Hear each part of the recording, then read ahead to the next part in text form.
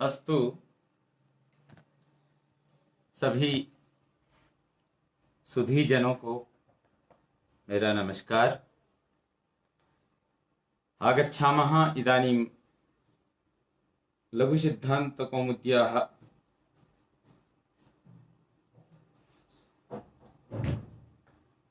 अच् संधि प्रकरणम्। तो अच् संधि, तो अच् सर्वप्रथमम, सबसे पहले तो हमें अच् पर ही विचार करना है।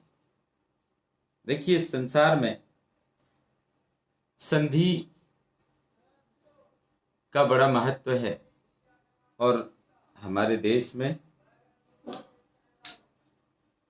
ऐसी स्थितियां आती रही हैं कि जहां संधि का अर्थात मित्रता का बड़ा महत्व है और मित्र के जो लक्षण बताए गए हैं, अच्छा मित्र कौन होता है, तो इस एक व्यवहार पक्ष को देखते हुए महर्षि पाणिनि जी ने संधियों की जो परिकल्पना की है, वो संधि अगर समझ गए तो हमारे समाज में अगर संधि भाव से, मित्र भाव से, बंधु भाव से हमारा समाज जो चलता है, जो एक भारतवर्ष की एक परिकल्पना रही, उस परिकल्पना को ये व्याकरण याद दिलाता है। ये भी सोचना चाहिए। अब अच क्या है? सबसे पहले तो हमें संधि किसमें करनी है? अब संधि समान धर्म वाले, जिनमें अच तो धर्म है, तो अच तो धर्म वाले, अच में अच तो धर्म रहता है। तो अच क्या है? अच स्वर है, अच प्रत्याहार है। प्रत्याहार बनाने वाला सूत्र आप सबने, हमने कल पर चर्चा की थी, आदिरंत्येन सहिता। तो अच में ऐ उण री लृक ए ओंग ऐ औच, बिना प्रत्याहारों के कोई व्याकरण का बोध कर नहीं सकता, ना ही बोध करा सकता है। इसलिए अच, हमारे ये सब अपने आप में सॉफ्टवेयर हैं। अच से हमारे 9 वर्णों का बोध होता है। ऐ उण री लृक ए ओंग ऐ औच। अब ये आदिरंत्येन सहिता सूत्र आएगा। सारा सूत्रात्मक हमारे भारतवर्ष की ये परंपरा रही है कि एक सूत्र युग था, फिर छंद युग आया। पहले छंद युग था, मतलब परिवर्तन होता रहता है। ये हमारे वृद्धिराधय जदेंगुणः, ये पाणिनि के जो सूत्र थे छंदोमय थे, फिर ये सूत्रमय बना दिए। तो ये हमें इसकी परिकल्पना समझना ये बहुत आवश्यक है, नितांत आवश्यक है। तो जो ये हम अच संधि की बात कर रहे हैं, तो अच क्या है सबसे पहले वो समझना है। अच प्रत्याहार है। अच प्रत्याहार, प्रत्याहार बनाने वाला नियामक सूत्र कौन है? क्योंकि समाज की परिकल्पना, समाज के लिए क्या नियम, क्या निर्देश, ये सब बनाने के लिए हमारे महाराज मनु हुए, याज्ञवल्क्य हुए, इस तरह से विभिन्न आचार्य हुए जिन्होंने स्मृतियां लिखी, जिसमें आचार अध्याय हैं। दायाद के विषय में भी बात की गई है। तो कैसे पंचतंत्र, देखिए वो लिख गए। ये पंचतंत्र क्या है? ये संधि है सारी, और क्या है?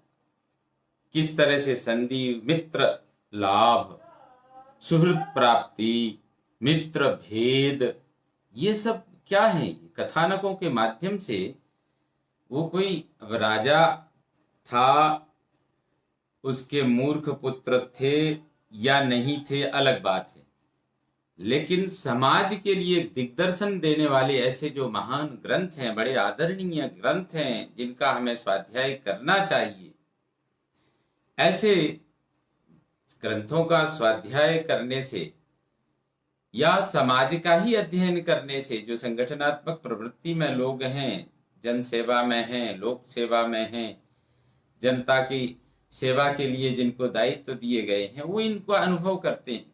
तो अच क्या है? अच 9 है। ऐ उण री लृक ए ओंग ऐ औच। तो अत्र यहाँ पर आप सूत्र देखिए, आदिरंत्येन सहेता, अंत इत हुआ चा, उसके सहित आदि अच, वह अच बीच में आए हुए मध्यगानाम, बीच में आए हुए ई उ री री ए ओ ऐ औ का बोध कराते हुए वो आ अपना भी बोध कराएगा। चा छूट गया, चा का कहीं वो नहीं आया, तो क्योंकि ये संज्ञक है। तो ये अच प्रत्याहार है।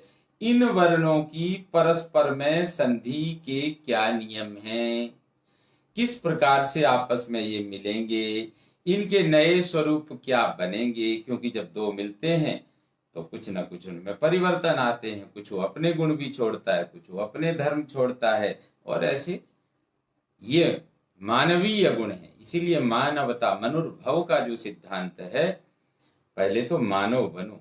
तो वर्ण में जब तक वर्णत्व धर्म, अच में अचत्व धर्म, इसी प्रकार से मनुष्य में मनुष्यत्व धर्म, शिक्षक में शिक्षकत्व धर्म, ये शिक्षार्थी में भी शिक्षार्थित्व धर्म, ये सब होना जरूरी है। माता में मातृत्व धर्म, पिता में पितृत्व धर्म, सेवक में सेवकत्व धर्म, इसी प्रकार से अच में अचत्व धर्म होना चाहिए। देखिए, अब ये देखो वर्णों की बात जो कही गई है, इनमें अचत्व धर्म है, इनको सिद्ध कर दिया सूत्र के माध्यम से। तो आप देखिए कैसे इनको हम मिलाते हैं, पाणिनि की क्या प्रक्रिया है, कितनी सहज प्रक्रिया है इसमें। तो ये अच संधि है।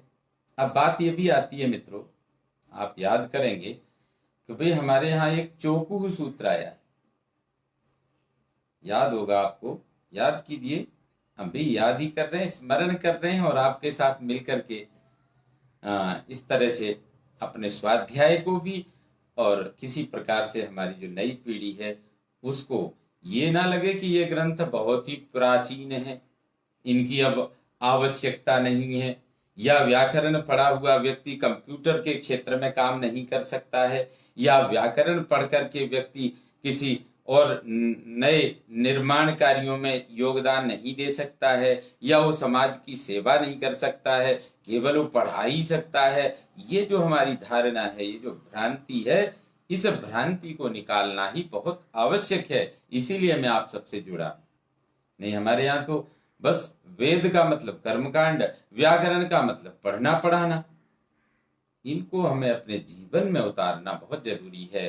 तो ये अच संधि है। जैसे अब यहाँ देखिए एक प्रश्न उठता है, हमारे यहाँ चौकुह सूत्र है, उससे चा को का हो जाना चाहिए, कवर्ग होना चाहिए, चवर्ग को कवर्ग करने का विधान है, अथाप संधि होना चाहिए। लेकिन नहीं मित्रों, ऐसा नहीं है, सभी जगह नहीं। उसके धर्म को पहचाना है।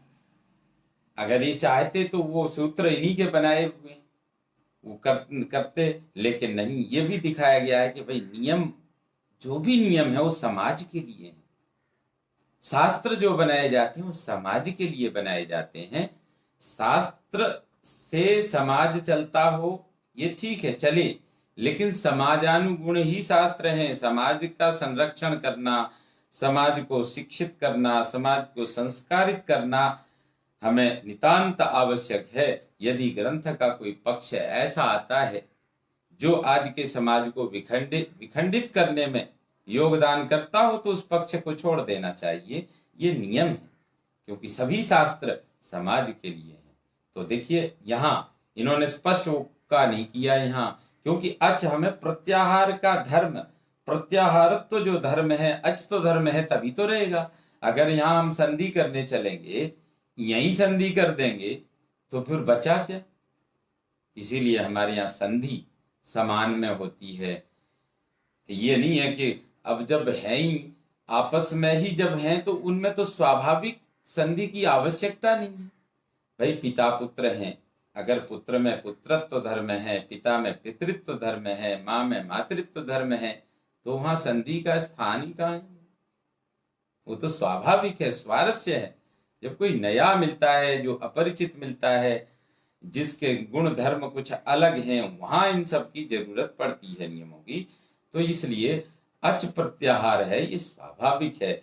यहाँ तो हमें अच का बोध कराना है, 9 वर्णों को गिनाना है। अगर हम यहाँ ही संधि करने लगेंगे तो हमारे प्रत्याहार में आने वाले वर्णों का ये भ्रम होने लगेगा, हमें तो अच कहना, फिर ये अक कहलाने लग जाता, इसी में विवाद खड़े हो जाते। इसलिए निर्विवाद है व्याकरण शास्त्र, इसलिए यहाँ अच संधि है। तो मित्रों चलते हैं, अच संधि में सबसे प्रथम सूत्र है इको यणचि। अब आप देखिए, इको यणचि ये सूत्र है, बहुत छोटा सूत्र है। तो सूत्रों की जो है सारवत विश्वतो मुखम, सारवान होते, इनमें अर्थ बहुत छिपे हुए होते हैं, लेकिन लगते बहुत छोटे। देखने में छोटे लगे, भाव करें गंभीर, यही हमारे सूत्रों की विशेषता है। ये हमारे देश के सेवक की विशेषता है। भारत के संस्कार हैं, जो सेवा भाव करता है वो बहुत ही सेवा करता है, क्योंकि सेवा धर्म बहुत ही कठोर कठिन बताया गया है, लेकिन फिर भी वो सेवा करता है, सबका ध्यान रखता है और अपना नहीं रखता है। तो ये इको यणचि जो है, ये आप देखिए बहुत छोटा सूत्र है, लेकिन इसमें कितना अर्थ निकल रहा है बृहद। आप देखिए इसमें इक, यण और अच, ये तीन प्रत्याहार, तीन तीन सॉफ्टवेयर हैं एक ही सूत्र में। इको यणचि, इकह, ये भी प्रत्याहार है। अभी इक से देखिए क्या क्या हमें पकड़ना है, अयुण री ऋक, इक से हमें लेना है ई उ री और लृ, चार वर्ण पकड़े जा रहे हैं। अब इक से चार वर्ण, और चार वर्ण का आपने देखा था 18 प्रकार का आ है, 18 प्रकार का ई है, 18 प्रकार का उ है, और 18 प्रकार का री है, और 12 प्रकार का लरी है। अब आप देखिए ई उ री, ये तीनों 18 प्रकार के हैं, और वो 12 प्रकार का है लरी। तो अब इनकी कितनी संख्या हो गई आप स्वयं देखिए, आकलन कीजिए।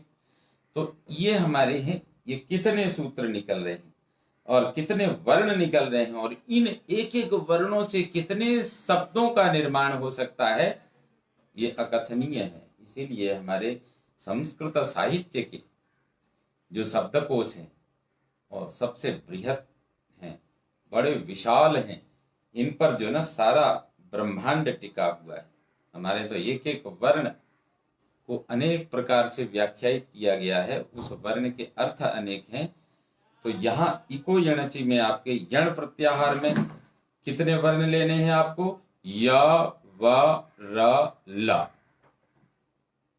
हय वरट लण, तो य व र ल ये चार आ गए। तो इक में भी चार हैं, ठीक है। इनके अवान्तर आगे हम चलेंगे तो अनेक भेद बनते जाते हैं। हम आगे भी चलते हैं, जब यण में भी य व र ल, उसी तरह से आगे हम चलेंगे तो अच में नौ चुके हैं। अब इसका सूत्र का अब इस प्रकार से हमने ये बिठाया, तो पहले हमें ये देखना होगा कि अब इसका अर्थ क्या हो गया। इसका अर्थ जो इन्होंने लिखा है, इकस्थाने यण स्यादचि संहितायाम विषये, इकः स्थाने यण स्यात् अचि संहितायाम विषये। कल बातें हुई थी संहिता के विषय, और संहिता क्या है, वर्णानाम अजभिरव्यवहिता फलः। तो वर्णों की, वर्णानाम अतिशयिति ही सन्निधि, वर्णों की अत्यंत सामीप्यता। तो वहां ऐसी संहिता की अवस्था में, संहिता की स्थिति होने पर, और लेकिन क्या होगा, इक के स्थान में, इकस्थान, इक के स्थान में ई उ री लरी के स्थान में या व रा ला होते हैं। लेकिन कब, जब इनके बाद, यानी ई उ री लरी के बाद कोई भी स्वर होना चाहिए, अच परे हो तो। इसलिए संगीता के विषय में, तो अब यहाँ सामान्य सा एक उदाहरण हमारे यहाँ प्रकल्पित किया जाता है, सुधी उपास्य। अब सुधी उपास्य इसी स्थिति में हम क्या करते हैं, सूत्र आया इको यणचि, इक के स्थान में यण होता है, सुधी में इक क्या है, धकारोत्तरवर्ती ई, ईकार, दीर्घ ई है। अब यहाँ प्रश्न उठता है, देखिए बंधु, यहाँ प्रश्न उठता है कि भाई जो है ये तो इक में जो है ई उ री लड़ी है, इक में ई उ री लड़ी है, तो ऐसी स्थिति में जब ई उ री लड़ी है तो ये सुधी में जो ई है ये तो दीर्घ ईकार है, ई है वहां ह्रस्व ईकार है, तो इसके स्थान में हो। अब बात आती है इक के स्थान में यण हो, तो इक है यहां पर कितने हैं, सकारोत्तरवर्ती उ, सकारोत्तरवर्ती उकार भी इक प्रत्याहार में आता है, धकारोत्तरवर्ती ईकार भी इक प्रत्याहार में आता है, उपास्या में पकार से पूर्ववर्ती जो उकार है वो भी इक में आता है। तो इस प्रकार से इक सुधी में, सुधी उपास्य में यहां पर 3 इक हैं, तो किस, ये सूत्र लेकिन बड़ा निर्विवाद है, यहाँ तो कोई मतलब ही नहीं, ये संबंधों की प्रगाढ़ता दूर से ही पहचानता है, उनमें किस में क्या धर्म है और कब किस स्थिति में कहा क्या संभावनाएं हैं, क्या हम कर सकते हैं। ऐसी स्थिति में मैं समझता हूं कि ये देखो कितना स्पष्ट है, निर्विवाद है सूत्र। ये कहता है इक के स्थान में यण हो, अच परे रहते। अब इक बेशक 3 है, लेकिन ऐसा इक कौन सा है जिसके बाद में अजब व्यवहित पूर्व, अच से अव्यवहित पूर्व होना चाहिए कि ना, बिना किसी व्यवधान के। तो सकारोत्तरवर्ती जो उकार है उसके बाद धकार आ जाता है, इसलिए वो अच से अव्यवहित पूर्व में नहीं है। इसी प्रकार से जो धकारोत्तरवर्ती ई है वो उपास्या के अच से अव्यवहित पूर्व में है, तो इसलिए ये निर्णय हो गया इस सूत्र के माध्यम से। लेकिन ये निर्णय हुआ कैसे, ऐसे कहने मात्र से तो नहीं होगा, इसके लिए भी नियम है। यही पाणिनि जी की विशेषता है कि बिना नियम के, बिना निर्देश के वो कुछ भी नहीं करते, मनमानी नहीं की गई है शास्त्र में, बड़ा ही बिल्कुल स्पष्ट निर्देश है। जैसे हमारे धर्म शास्त्रों ने हर व्यक्ति के लिए कर्तव्य निर्धारित किए हैं कि इस वर्ण, जो वर्णाश्रम व्यवस्था है वो भी व्याकरण, वर्णाश्रम व्यवस्था पर उन धर्म शास्त्रों का अगर व्याकरण की दृष्टि से पर्यालोचन किया जाए तो व्याकरण कहीं भी पीछे नहीं है, बहुत ही समाजोपयोगी है।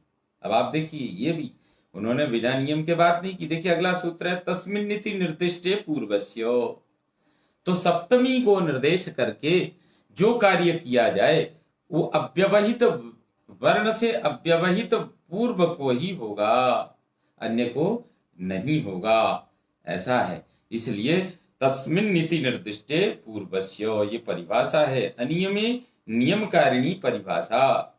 जो अगर अनियम की बात बन रही है वहां नियम बनाने वाली जो होती है वो परिभाषा होती है, उसे परिभाषाओं में।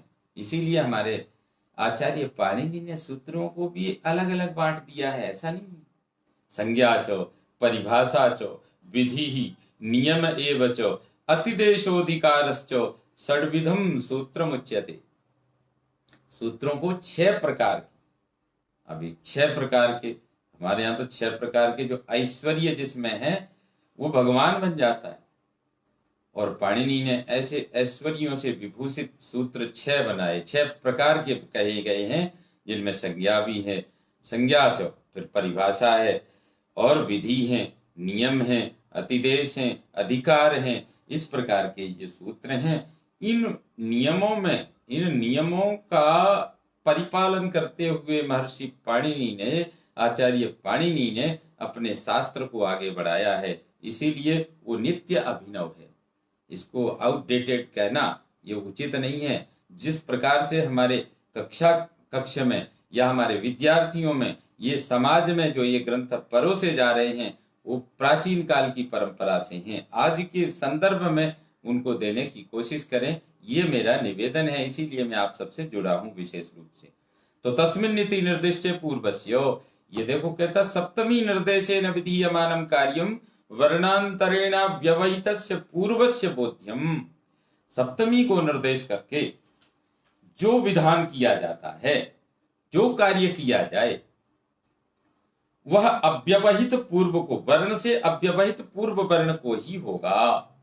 अब सप्तमी को निर्देश, सप्तमी भी अपने आप में बहुत बड़ी व्यवस्था है। तो षष्ठी तो शेष में करते हैं, लेकिन सप्तमी जो करते हैं, सप्तमी भी अपने आप में एक विभक्ति का जो प्रचलन है, सप्तमी वैषयिक भी है, उपश्लेष भी है, तो ये सप्तमी का भी अपने आप में समाज की दृष्टि से अगर हम पर्यालोचन करते हैं तो सप्तमी विभक्ति या सप्तमी का जो विधान किया जाता है वो समाज की दृष्टि से अगर हम चिंतन करें तो औपश्लेषिक है, अभिव्यापक है, वैषयिक है। चाहे वो मुक्ति की बात करें तो मोक्षे इच्छा अस्ति। तो ये हमें इन सब बातों का ध्यान रखना होगा। तस्मिन् नीति निर्देश, सप्तमी को निर्देश करके जो कार्य किया जाए तो अचि परतः, अचि ये सप्तमी है, यहाँ इको यणचि में इकः षष्ठ्यंतम यणिति प्रथमांतम और अचिति सप्तम्यंतम पदम, अचि सप्तम्यंत पद है। तो अच परे रहते ये जो किया गया है अचि परतः, तो ये बहुत ही बड़ी बात कह दी है। तो ये सप्तम्यंत को विधान करके कार्य किया गया है। इक को यण तब होगा जब उस इक के अव्यवहित पर में या अच से अव्यवहित पूर्व में इक होना चाहिए। तो अव्यवहित पूर्व जो न का विधान जब हमने वैसे ही नहीं कर दिया, ये तस्मिन् नीति निर्दिष्ट पूर्वस्य से परिभाषा की के नियम के अनुसार किया गया है, तो अच परे होगा। अच परे का मतलब वर्णांतरेण अव्यवहित पूर्व को ही होगा, अच से अव्यवहित पूर्व इक को ही यण होगा। ये नियम बन गया। इसी प्रकार से अब बात आती है स्थानेन्तरतमः सूत्राय। प्रसंगे सति सदृशतम आदेश स्यात्, अर्थात प्रसंग आने पर तो सदृशतम आदेश हो। अब भाई ई आ गया, चलो अब ये भी बात आई थी कि ह्रस्व इकार है, वहां सूत्र में निर्दिष्ट जो इक में है वो ह्रस्व है, तो वो आप लोग पढ़ाए हैं, पहले चर्चा हो चुकी है कि ई 18 प्रकार का है, उसमें ह्रस्व भी है, दीर्घ भी है। तो ई से जो पकड़ा जाएगा वो ह्रस्व भी का ग्रहण होगा, दीर्घ का ग्रहण होगा, प्लुत का ग्रहण होगा, उदात्त का ग्रहण होगा, अनुदात्त का ग्रहण होगा, अनुनासिक का होगा, स्वरित का होगा, अनुनासिक का होगा, निरनुनासिक का होगा। 18 प्रकार का ही पकड़ा जाएगा। इसलिए इसमें कोई विवाद की जरूरत ही नहीं है, सोचना ही नहीं है। ई से यहाँ जो भी है इक से सारे जितने भेद हैं वो लिए जाएंगे। इसलिए धकारोत्तरवर्ती जो ई है वो दीर्घ है, लेकिन फिर भी उसका ग्रहण होगा। लेकिन अब ई के स्थान में भाई इक 4 है और यण भी 4 है, तो किसके स्थान में क्या हो, बात आती भाई ई, भाई इक के स्थान में यहाँ ई है तो ई के स्थान में या व राला में से कौन करें, या चारों होंगे। तो ऐसी स्थिति में ये फिर विवाद की बात आती है, ये शंका उठती है। लेकिन पाणिनि शास्त्र तो बिल्कुल निशंक है, निरापद है। यहाँ सूत्र आ गया स्थानेन्तरतमः प्रसंगे सति सदृशतम आदेश स्यात्।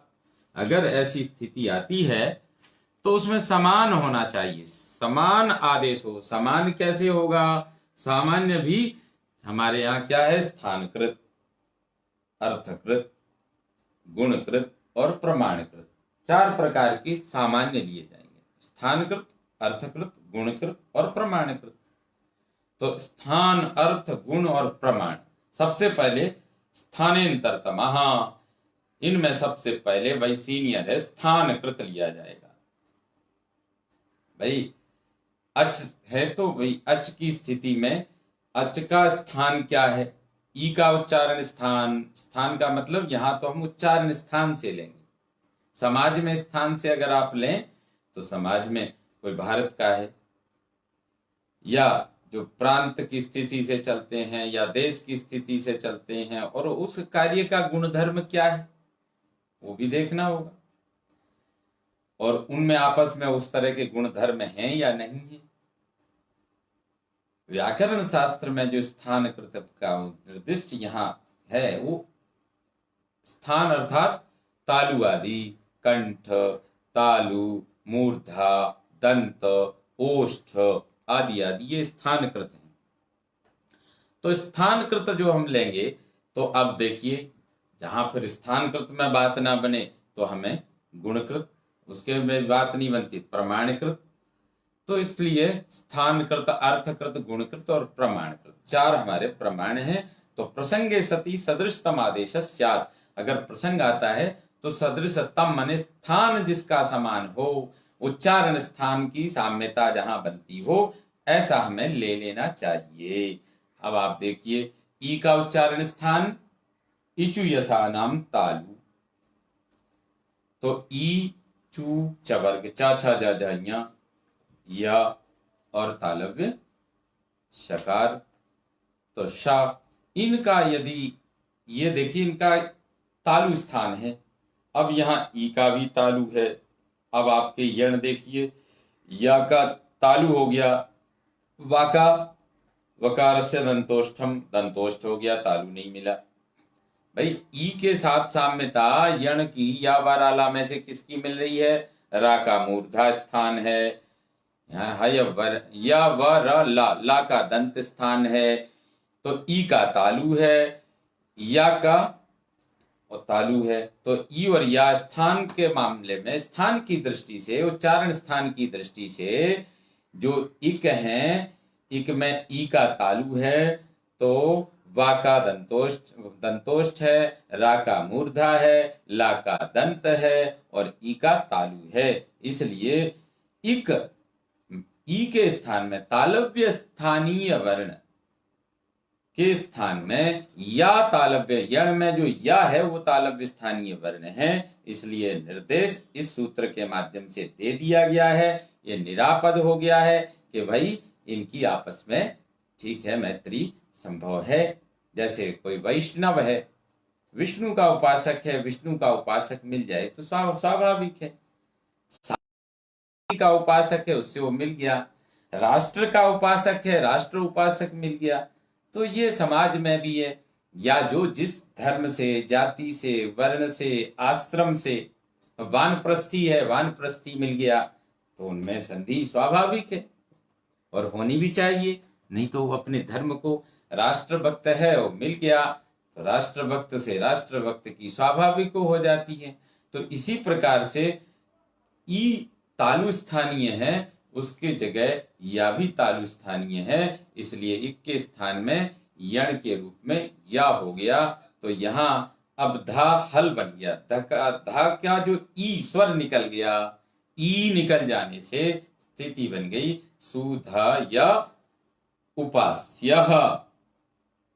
अब ऊ भी हट गया, ऊ को यण नहीं हुआ, आपके दोनों सकारोत्तरवर्ती उकार को भी यण नहीं हुआ, क्योंकि अव्यवहित पूर्व में ये नियम बनाया गया। इस नियम की परिपालना करते हुए आपकी स्थिति यहां बन गई सुधा या उपास्य। अगला सूत्र आता है अनचि च, सूत्र लगा अनचि च, अचः परस्य यरो द्वेवास्तो न त्वचि। अब देखिए, न अचि अनचि, अचि परतः न भवति, अच से परे जो यर उसको द्वित्व होता है, लेकिन अच परे हो तो नहीं होगा।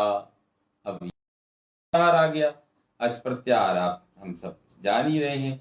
तो यर प्रत्याहार का मतलब हय वरट के या से लेकर य व र ल न म ङ ण न झ भ घ ढ ध ख फ छ ठ थ च ट त क प स ससर के रा तक जाएगा। तो अच से परे जो यर, अच के उपरांत, अच के बाद जो यर, और उसके बाद अगर अच ना हो तो होता है। अब अच हो गया सु में सकारोत्तरवर्ती उकार, उसके बाद यर में धा आ गया आपका, यर प्रत्याहार में धा आ जाता है, और उसके बाद या है, अच परे नहीं है, इसलिए धा को द्वित्व प्राप्त हुआ। अब आप कहें या को क्यों नहीं हुआ? क्योंकि या अच से परे नहीं है और उसके परे अच है। यद्यपि यह या भी आपका, लेकिन धा और या में किसको करें? तो ये नियम बताया है, अच से परे जो यर, तो सकारोत्तरवर्ती उकार जो सुधी में उ है, उससे परे यर हो गया आपका धा, उससे परे अच नहीं है, अच ना होने से धा को सीधे द्वित्व हो गया, स्पष्ट निर्देश है।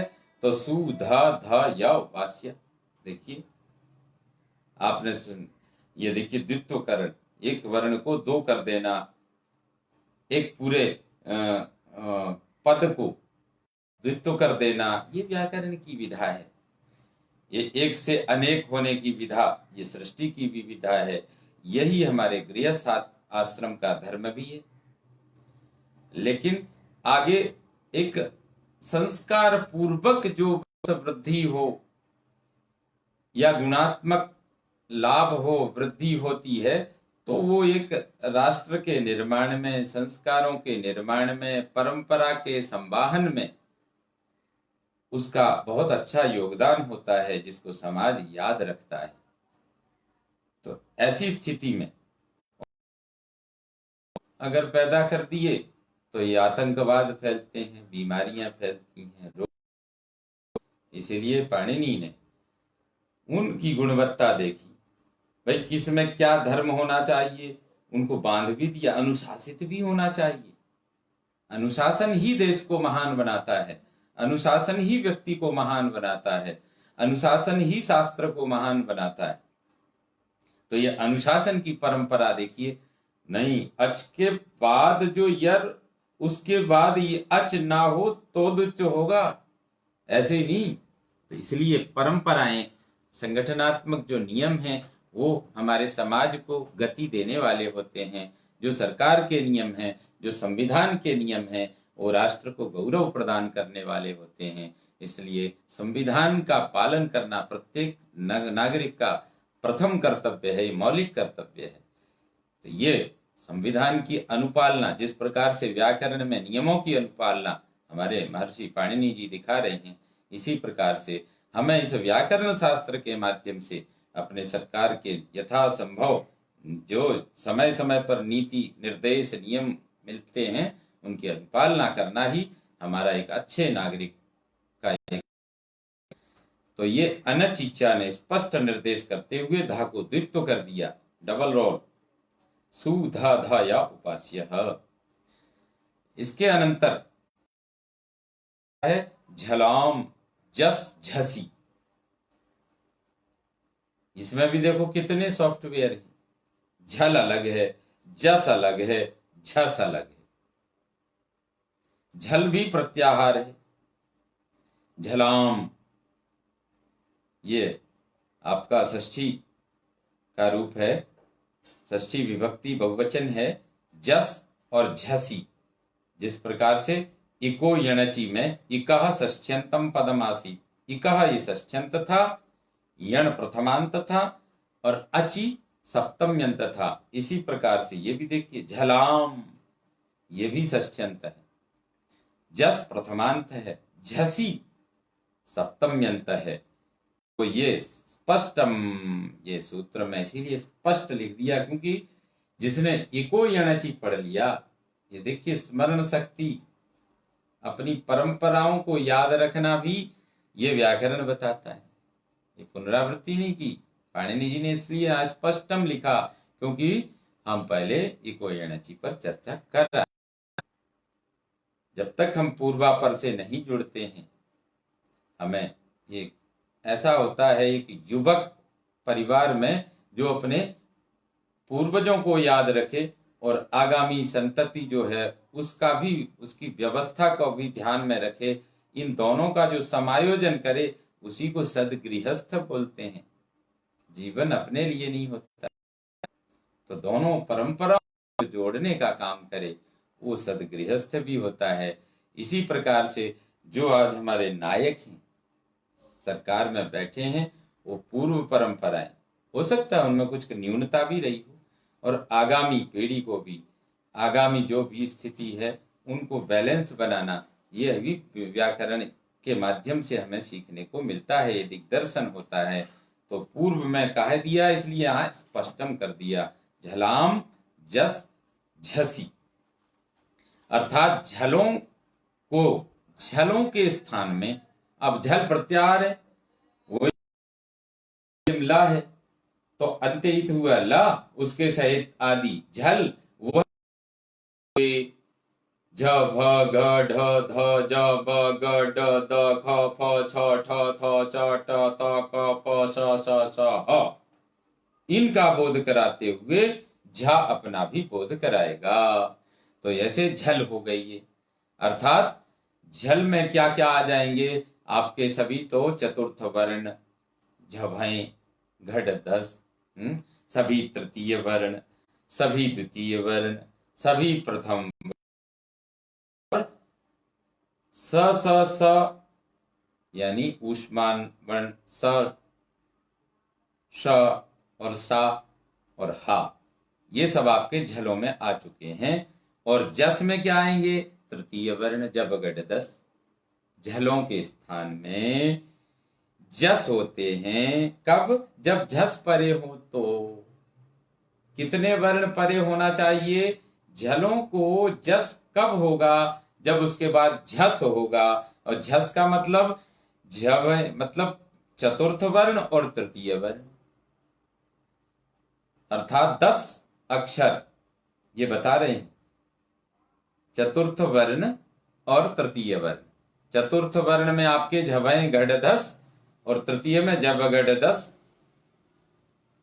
ये आपके वर्ण, अर्थात किसी भी वर्ग का चौथा और तीसरा वर्ण यदि परे हो तो जस होते हैं, यानी तीसरा, मन वर्ग का तीसरा अक्षर हो जाएगा उसको। अब धा को ले लीजिए, आपके पास था सु धा ध या उपास्य, अब इस स्थिति में सूत्र आपका आया झलाम जस झसी, झलों के स्थान में जस होंगे। अब झल में क्या है, यहां धा है,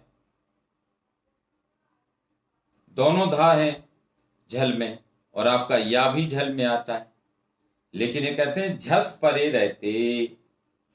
अब झस है, झल के स्थान में जस होगा, तो झल के स्थान में जस, झल पूर्व धकार है, उसके स्थान में दकार होना है, लेकिन कब, जब झस परे हो। तो अब झस में आप कहें कि पर धकार को कर दो, दूसरे धकार को दकार कर दो, जस को जस कर दें, तो कैसे होगा, क्योंकि झस परे नहीं है, झस में या नहीं आता है बंधु, ये ध्यान रखना, झस में धा ही आता है, क्योंकि उसमें द्वितीय और आपके मतलब चतुर्थ और तृतीय वर्ण है झस में, तो या वाला ये नहीं आएगा उसमें, तो या नहीं आएगा, इसलिए पूर्व धकार को ही दकार होगा, पूर्व धा के स्थान में द होगा, सु द ध या उपास्य, ये आपका हो चुका है।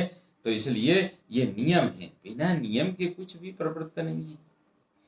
इसीलिए हमें अपने एक दिनचर्या में भी हर विद्यार्थी को हम ये अपने साथियों से आग्रह करते हैं कि हमारे सभी जो शिक्षक गण हैं वो विद्यार्थियों में उनकी दिनचर्या को भी नियमित करने का प्रयास करें। निरंतरता होनी चाहिए जीवन में, निरंतरता ना होने से उसके परिणाम बहुत लेट लतीफ मिलते हैं, वो भी कभी कभी याद आता है, हम सब उसके शिकार हैं, ऐसा नहीं है। तो ऐसी स्थिति में हमें नियमानुसार अपने कार्य करने चाहिए। ये व्याकरण तो नियम में बांध रहा है हम सबको, ये केवल पाठ्यक्रम और परीक्षा के लिए ठीक है, वो तो हो ही जाना है, वो हो रहा है, वो होगा, लेकिन हम अपने जीवन में उतारने के लिए हम स्वयं भी उतारें, हमारे विद्यार्थी भी उतारें, और वो जहाँ जुड़ते हैं विद्यार्थी अपने समाज में, अपने परिवार में भी इसकी चर्चा पर चर्चा करनी चाहिए। विद्यार्थी कई बार ये सोचता है कि ये तो क्लास में था, ये हम घर में क्यों चर्चा करें। ये भी एक कमी। जिस परिवार से, जिस विषय से जो बच्चा जुड़ा है, उसकी चर्चा पर चर्चा अपने घर में करनी चाहिए। तो आगे अब देखिए, सु द ध य उपास्य हो गया। अब यहां आया है संयोगान्तस्य लोपः। सूत्र आ गया, संयोगान्तम यत् पदम तदन्तस्य लोपः स्यात्। तो तदंत का लोप प्राप्त होता है।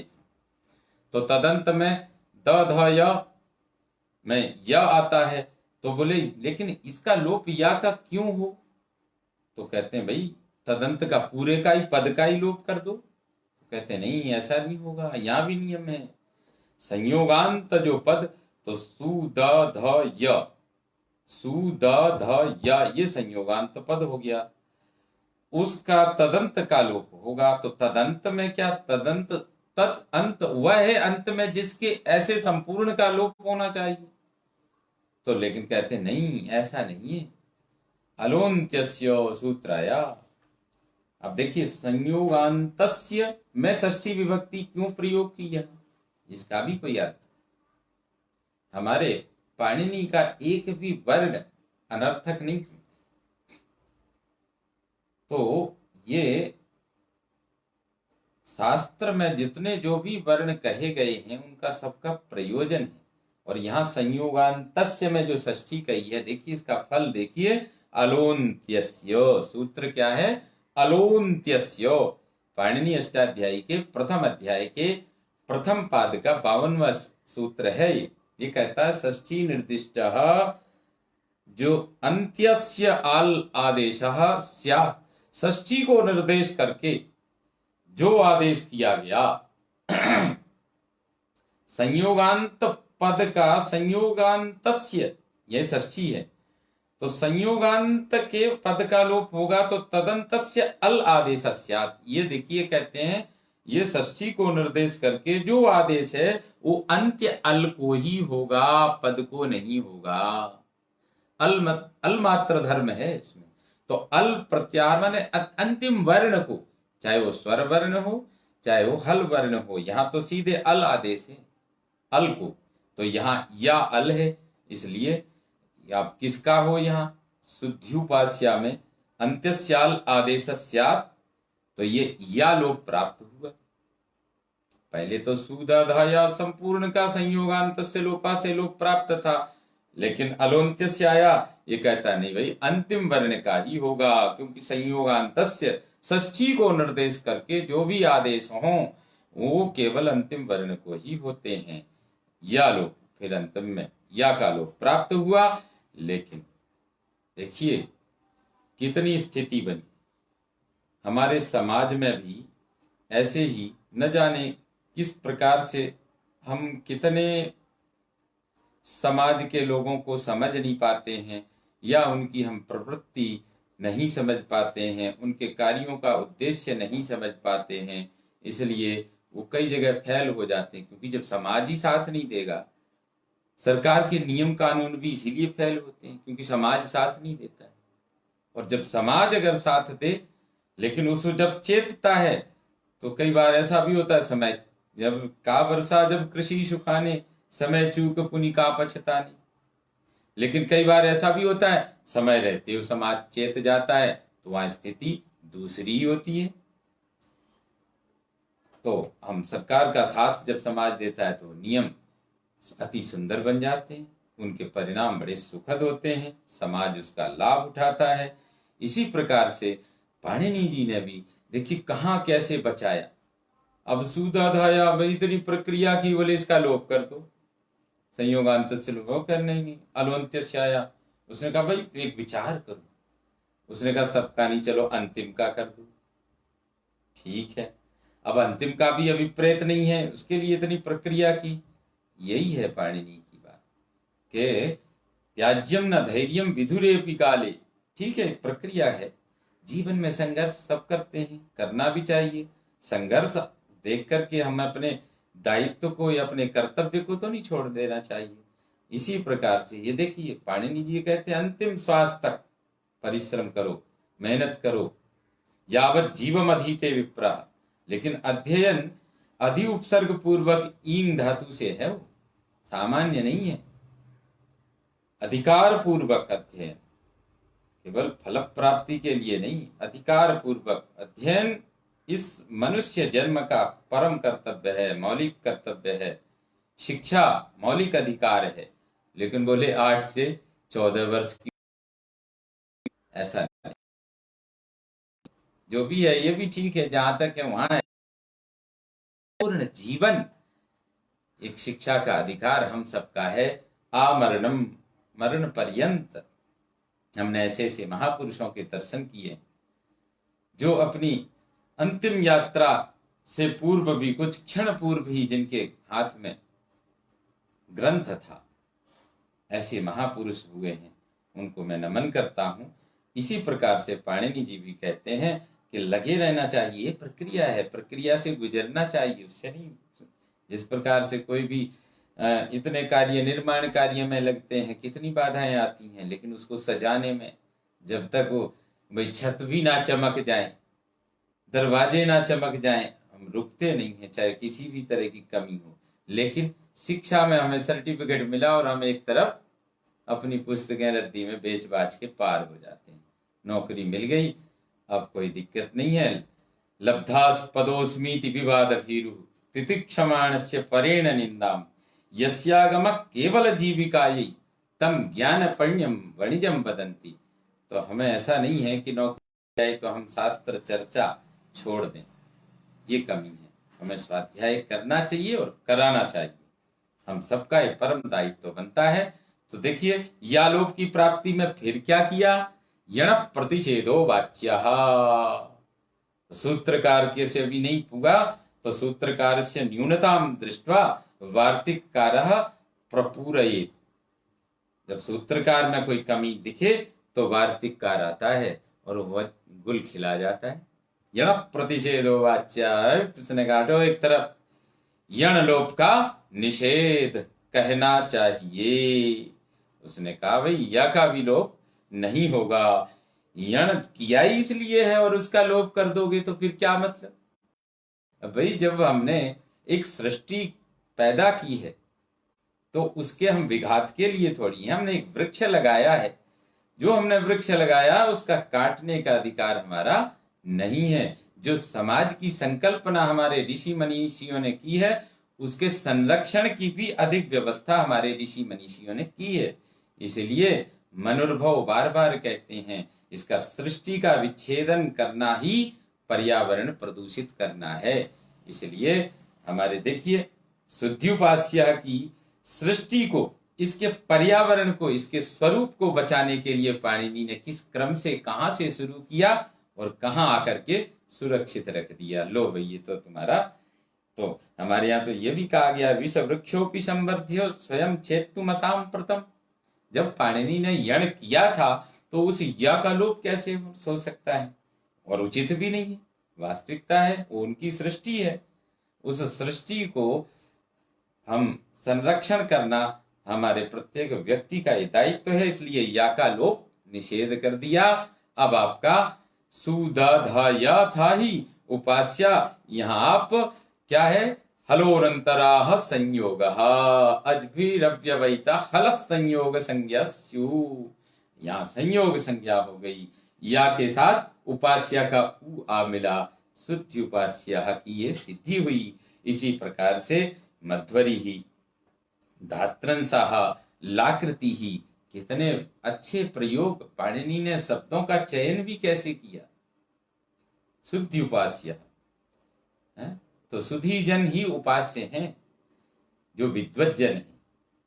हमें किन की उपासना करनी चाहिए, सुधियों की उपासना। सुष्ठु धी ही यस्य, जिसकी अच्छी बुद्धि है, अर्थात विवेक और अविवेक में जो सब तरह से तटस्थ रहते हैं, उसका चिंतन करते हैं, सदसद विवेकनी बुद्धि जिनकी है, उचित अनुचित देखते हैं, समाज का हित जिनके अंतर निहित है, जिनके हृदय में समाज के हित की चेतना जागृत है, जो शास्त्रों के संरक्षण के लिए अपने संस्कारों का जन जन में संप्रेषण करने के लिए जो उद्यत हैं समाज का सर्वांगीण विकास करने के लिए।